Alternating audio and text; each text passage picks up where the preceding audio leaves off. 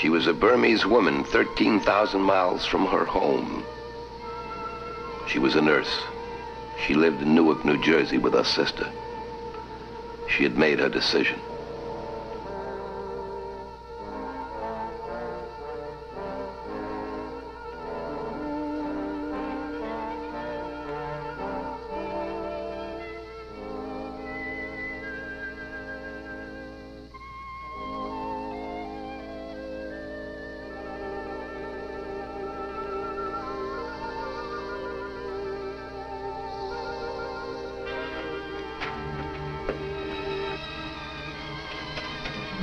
Mia.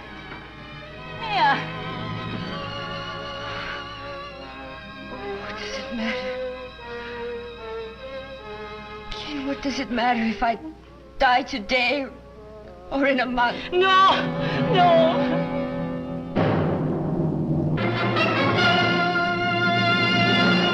The stories that shock a nation, move them, make them laugh, begin here.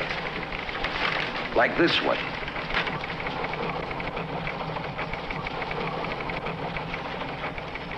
Hello, I'm Paul Stewart.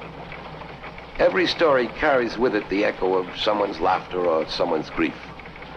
Reporter John McDowell of the Newark Star-Ledger had no way of knowing that this story, with a dateline half a world away, would vitally involve him. That before it was over, he would face the United States Senate in a fight to save the lives of two women marked for death. They're ready. They're rolling. The presses are rolling on Deadline.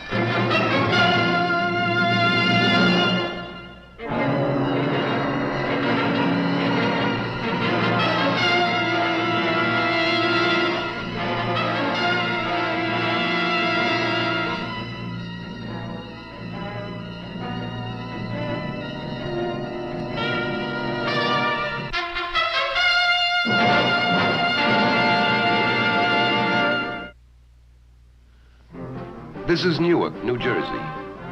The hills of Burma are half a world away, and as close as memory. At the Star-Ledger building, the day began quite normally. Reporter John McDowell was making his way to his desk when he stopped at the wire service machine.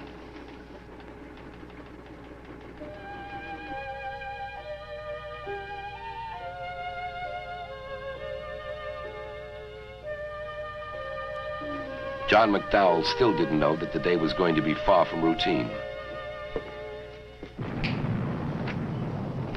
Hi, Mr. McDowell. Looks like we're in for a storm. Good morning, Pete. Something good? No, just an AP follow-up. A couple of nurses, their visas expired. Oh, yeah, came in last night. May and Sin something or other. Ken May Wen and Mia Sun Wen. Chinese names? Burmese. How can you tell? I'll put this with the rest of the story. Pete, leave it with me. If you're going to work on it, there's more in the hopper. No, just leave it with me. Sure. Better drink your coffee before it gets cold. Yeah, thanks. Trenton, 15 July, AP. Kin May Win and Mia San Win, two Burmese women studying nursing here, today lost their fight to remain beyond the expiration date of their visitor's permits. A spokesman for the Department of Immigration and Naturalization said the agency's hands were tied, even though political developments in northern Burma make their return home tantamount to a sentence of death. Ken May Wen. Somewhere in the corridors of his mind, a memory was being prodded. It stirred like a sleeping animal reluctant to awake.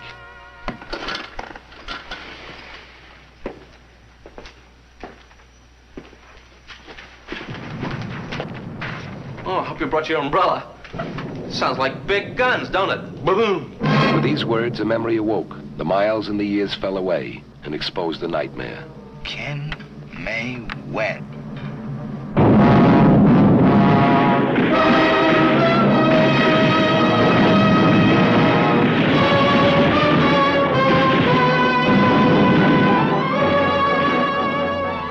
Day and night for 6 bitter days until the Japanese mortar ended the fighting for one platoon.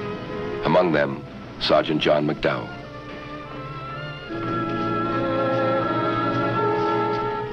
Over there.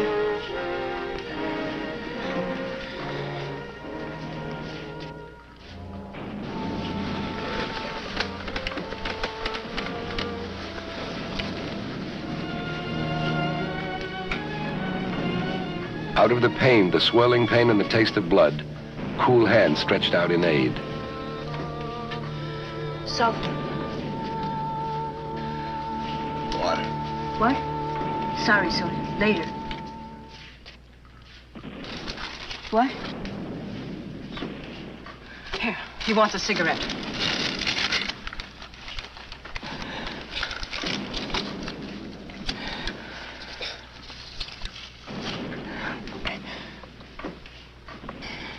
Best you hold it. He'll go out any minute again. He's lost a lot of blood.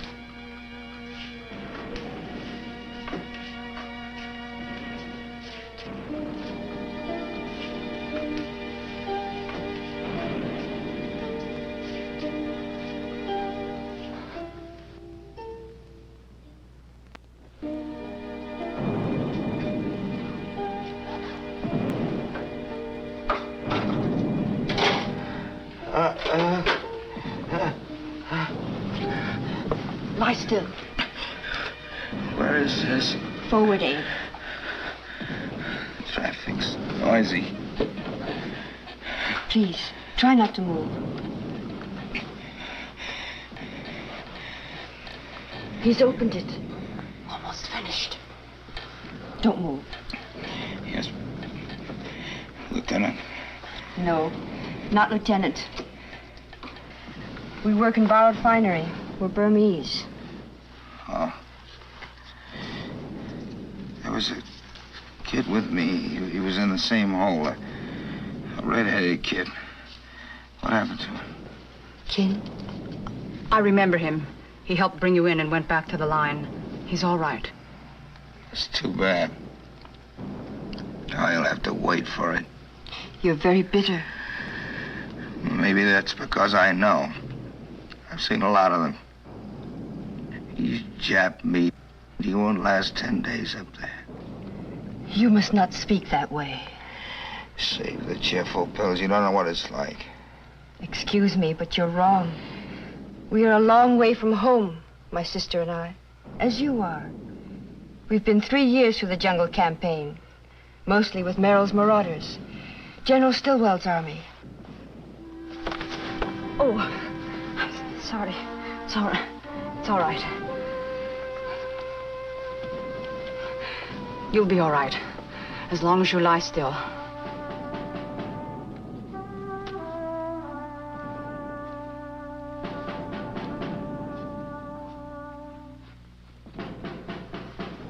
Valeria? My sister? No. There's been much work and little sleep. Why don't the other nurses spell you? There are no other nurses. We're the only two here. Why? You could have stayed home. Where it's safe. Were you a volunteer? Yeah. So were we. I must go now. They'll soon be here to take you to the rear. Then you will go home. Please don't go so soon. I'm sorry for what I said. There is much work to do. But The world is not too big. There is an old saying in the East, only mountains do not meet. it's a deal. I'll buy you a soda back in the States. That makes, I think, 44 sodas this month. I will be very fat. Goodbye. Oh, wait. Your names, please. I want to know your names. Burmese names are not simple. You will not remember. I want to try to remember. My sister is Kin Mei Win. I am Mia Sang Win. Good luck, soldier.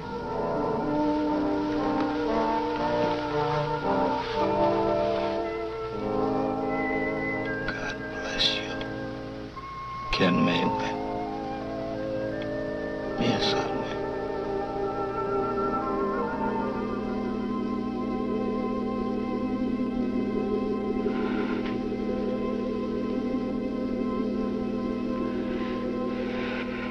Copy.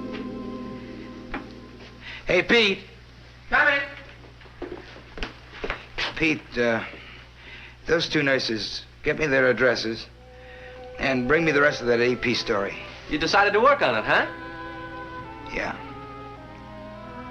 I decided to work on it.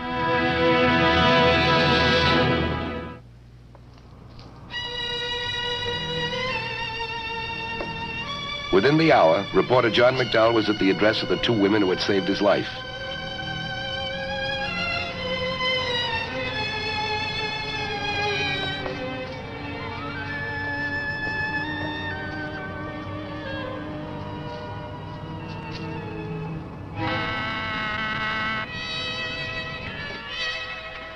Yeah?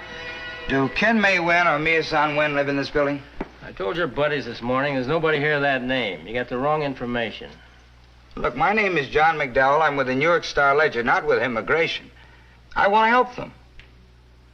If you don't tell me where they are, I'll knock on every door in the place. No need to get tough, buddy. You federal guys don't scare me. Listen, do you think if I was with the Bureau of Immigration, I'd stand here jawing with you? I'd have a warrant waving under your nose and 3 guys here with me to search the place. Here, look. Here's my press card. And this is my paper. I write for it.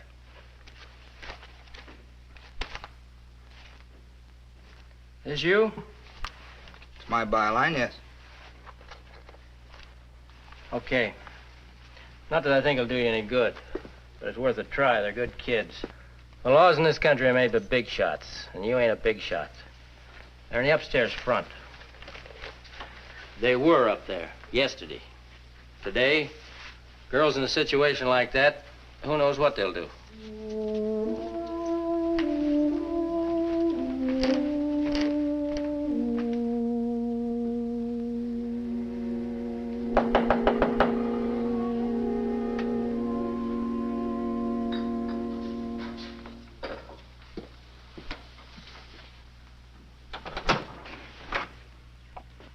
Hello, Mia.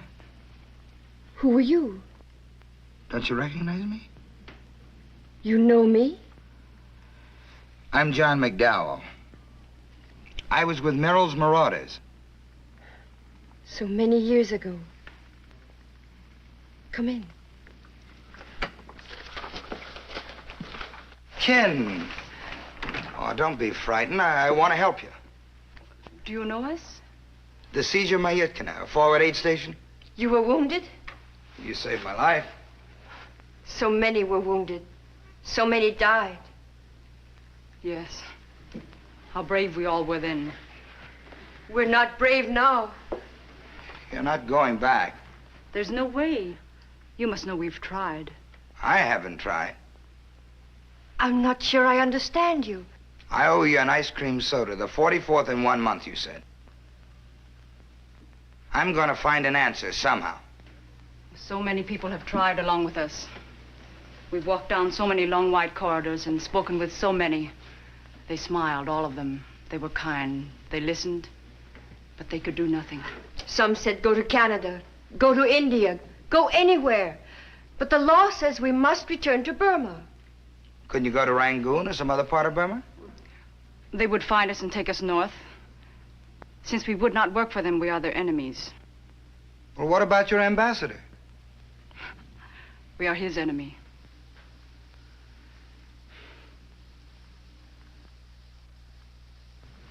Where did you get these bronze stars? The war. Well, why wasn't something said about it? Not a story carried it. We know we have them. That's enough. Oh, no, it isn't. Look, I'm going to take one of these. No. Yes. I'm going to start a war, and I need all the ammunition I can get. This is ammunition at its best. We'll meet again soon. There's a saying I heard once, a long time ago, and many miles from here. Only mountains do not meet. You'll hear from me.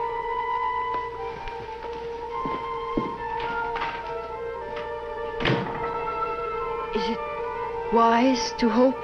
We will hope, even though deep in our hearts, we know there is none.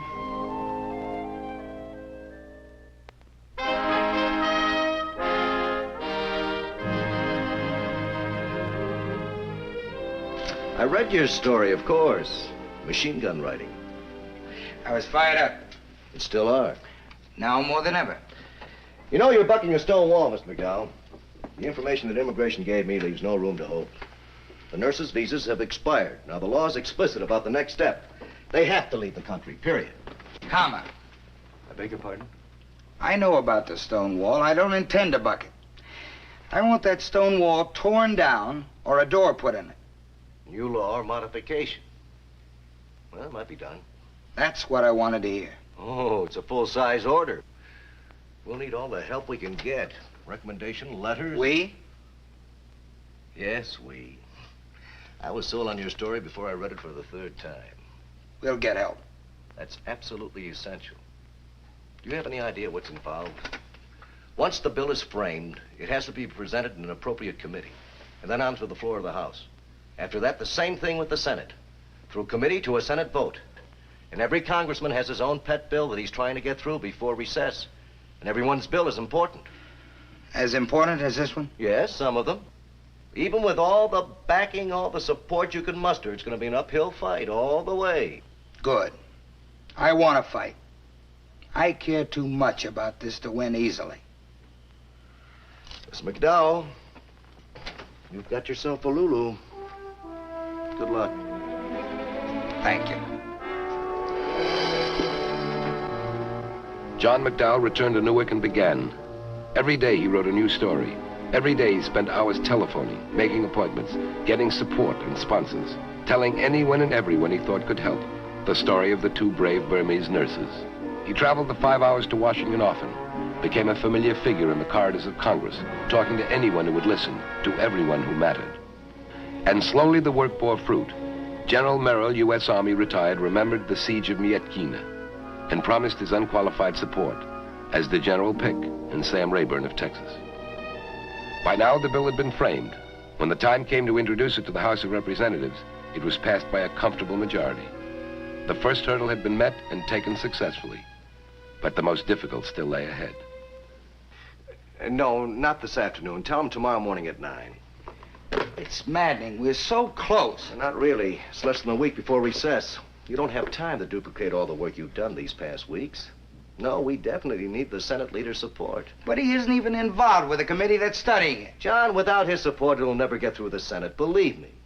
Unfortunately, he's a difficult man to get to. I've been trying for an appointment for a week. I'll get to him. I'll find out where he eats, when he gets to his office. If I have to, I'll spend the night under his couch. I'll get to him. And neither one of them ever thought to complain. On their feet 24 hours a day, nothing to eat but hurried combat rations, no sleep for days. Excuse me. Once again, I'm sorry. Yes? All right, put him through. Oh, hello, Ted. No, it's still in committee. I spoke to the secretary before he left for Berlin, and he agrees. Unfortunately, we'll have to table it until the next session. No, sir, not a chance. The Senate adjourns this afternoon, and you know what that means. Fine. I'm sorry. Sir, these two women, they never thought of themselves. They're as brave as any soldier that ever fought for America. They were ready to die for this country. Mr. McDowell, I see no reason to discuss their bravery. It has no bearing on the case. The law is explicit. A law in existence not arbitrarily, but for very valid reasons. I'm sure you must know that. All I know is that these two women helped save my life, and hundreds, maybe thousands of other American soldiers' lives. And that if this bill isn't passed... Senator, you're concerned with vital national issues. Now, everybody knows that. But believe me, this is as important as national defense, foreign affairs, or tax issues. Believe me, I sympathize with these two women's plight. But with only this afternoon in which to complete everything before us, perhaps the next session. But it'll be too late then. I'm sorry. I don't think you realize the enormity of your request. It would be extremely difficult for an American to get a law changed to favor an individual. And for two non-citizens, however worthy their... Excuse me, Senator. But when the corpsmen were bringing our guys in every 5 minutes, and the Jap artillery was chopping us up like hamburger meat, These two women didn't ask for citizenship papers before treating our wounds. Mr. McDowell, 96 men make up the Senate. And even if I were to introduce this bill, that still leaves 95 others who'd have to vote on it. How can I make you understand there are only a few hours of this session left? It's sure to be tabled. I feel what you're asking is impossible.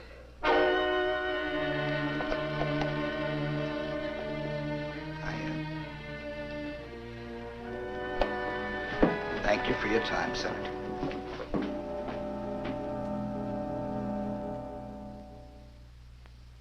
It is too late. Is it not, Mr. McDowell? It's late, but it's not over. Mr. Rodino said he would call. If the senator takes the bill to the floor, he'll call. He said by 4 o'clock. Then it is over. Oh, no. It's only a few minutes after. Don't blame yourself. You did everything. No one could have done more than you. Thank you. Excuse me. Yes? No, they're here with me. All right, we'll wait. The senator's taken the floor. With the bill? Yes. He's talking right now. Rodino doesn't know if the bill will come to a vote.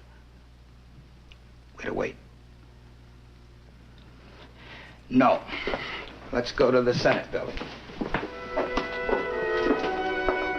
And with full realization that this session is in its closing minutes, I nevertheless have brought this matter before the Senate, because it carries more than a little urgency with it. Now, I've given you what I feel to be the pertinent information. You know the work these two women have done for the United States and for its battle-torn soldiers. For these reasons, I call for a voice vote on House Bill 7118. Any objections? There being none, a voice vote is ordered. All in favor? Aye. All against? The ayes have it. House Bill 7118 is declared passed unanimously. Any further business before the Senate? This body stands adjourned. Congratulations, and welcome to America. It was unanimous. Yes, it was. Oh, Mr. Rodino. Mr. McDowell. Hey, it's not official yet. But I thought... No, there's one thing left. What? The sodas.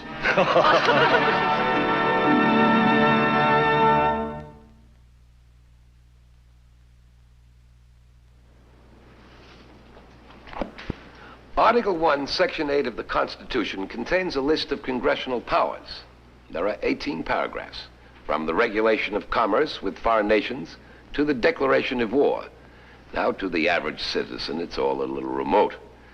But the story of the two Burmese nurses proves how close our laws are to the people. Now, here is the bill, H.R. 7118. A small piece of paper that, when signed by the president, became part of the laws of the U.S.